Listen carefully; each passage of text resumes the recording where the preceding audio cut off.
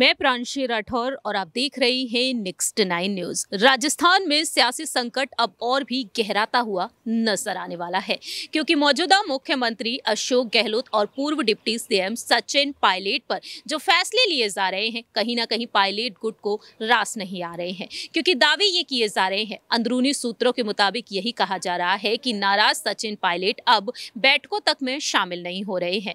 प्रभारी सुखजिंदर सिंह रंधावा हाथ से हाथ जोड़ो अभियान को लेकर जो बैठक कर रहे हैं, उन बैठकों का वह हिस्सा नहीं बन रहे हैं। भारत जोड़ो यात्रा में राहुल गांधी से कदम ताल वह मिलाते हुए नजर आए थे, लेकिन महासचिव प्रियंका गांधी वाड्रा के नेतृत्व में ये अभियान शुरू हो चुका है। इसमें वह शामिल होने से लेकर बैठकों में भी शामिल तक नहीं हो रहे हैं। 16 से 20 जनवरी तक सचिन पायलट ने शक्ति प्रदर्शन किया, लेकिन पार्टी के नेताओं की तरफ से यही कहा गया कि संगठन को मजबूत करने के लिए ये शक्ति प्रदर्शन नहीं है, उनका निजी शक्ति प्रदर्शन है। ऐसे में देखा जाए तो सचिन पायलट को लेकर और भी अहम दावे किए जा रहे हैं। कहीं ना कहीं सचिन पायलट के पास एक नया विकल्प ये भी है कि अपनी पार्टी का वह गठन कर सकते हैं या फिर बीजेपी की तरफ रुख कर सकते हैं, अगर ऐसा ही चलता है तो। क्योंकि देखा जाए साल 2020 से वह बिना किसी पद के काम कर रहे हैं। उप मुख्यमंत्री पद पर रहे, प्रदेश अध्यक्ष भी संभाला, लेकिन आज वह किसी भी पद पर नहीं है। ऐसे में देखा जाए तो 92 विधायक जिन्होंने 25 सितंबर की रात विधानसभा स्पीकर सीपी जोशी के पास पहुंचकर अपना इस्तीफा सौंप दिया। अब 92 में से 81 विधायक रह चुके हैं। राजस्थान हाई कोर्ट में जो याचिकाएं दायर की, जो दलीलें दायर की गई, उनके मुताबिक यही सामने आया कि कहीं ना कहीं यहां पर साजिश रची गई। दरअसल यहां पर केंद्रीय यूडीएच मंत्री शांति धारीवाल के साथ साथ महेंद्र जोशी और धर्मेंद्र राठौड़ का नाम भी शामिल है। यहां पर दावे किए गए कि 25 सितंबर की रात जो घटनाक्रम हुआ, अनुशासनहीनता देखने को मिली। अनुशासनहीनता के मामले में कारण बताओ नोटिस भी जारी किया गया। आलाकमान सोनिया गांधी और कांग्रेस अध्यक्ष मल्लिकार्जुन खड़गे बैठकें भी करने वाले थे, क्योंकि दावे ये किए गए कि इन पर जांच पड़ताल की जाएगी, कार्रवाई की जाएगी। कहीं ना कहीं ये मंत्री पद से हट भी सकते हैं, इस्तीफा भी हो सकता है।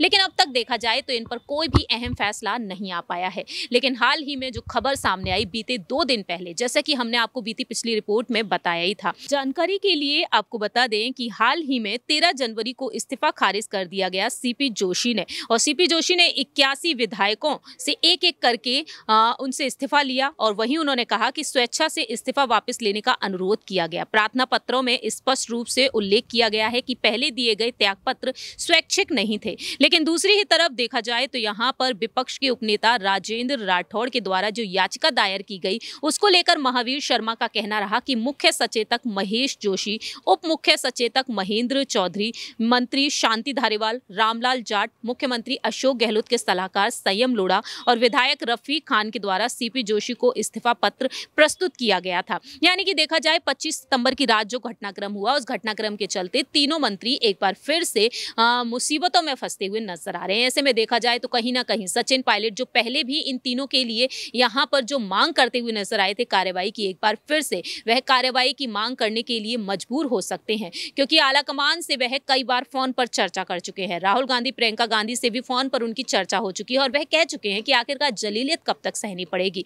वहीं कांग्रेस अध्यक्ष मल्लिकार्जुन खड़गे से भी उनकी कई बार मुलाकात हो चुकी है, शिष्टाचार भेंट हो चुकी है। अब कहीं ना कहीं इन्हीं तमाम मुद्दों को देखकर एक बार फिर से जो यहाँ पर खुलासे हुए हैं, उन्हें देखते हुए सचिन पायलट का रुख देखने को मिल सकता है मल्लिकार्जुन खड़गे की तरफ, और कहीं ना कहीं एक बार फिर से वह मांग करते हुए नजर आ सकते हैं कि जल्द से जल्द इन पर फैसला लें। देखना होगा कि महेश जोशी, धर्मेंद्र राठौड़ और साथ ही साथ शांति धारीवाल पर क्या कुछ अहम सुनवाई होती है, क्योंकि दावे यही किए जा रहे हैं कि ना सिर्फ 25 सितंबर की रात यहाँ पर पैरेलल मीटिंग बुलाई शांति धारीवाल ने, बल्कि सीपी जोशी के पास पहुंचकर 92 विधायकों से इस्तीफा भी दिला दिया। दावे ये किए जा रहे हैं कहीं ना कहीं उनकी साजिश रही, क्योंकि मुख्यमंत्री पद की दावेदारी के लिए सचिन पायलट को गहलोत गुट स्वीकार नहीं कर सकता है इस वजह से, क्योंकि साल 2020 में जो उनके बगावती सुर देखने को मिले थे, होटल मानेसर में जाकर वह बैठ गए थे अपने गुट के साथ। अब देखना यही होगा कि आखिरकार यहाँ पर कांग्रेस पार्टी क्या कुछ अहम फैसले लेती है, मल्लिकार्जुन खड़गे की क्या कुछ रणनीतियां होती हैं, क्योंकि जयराम रमेश का यही कहना रहा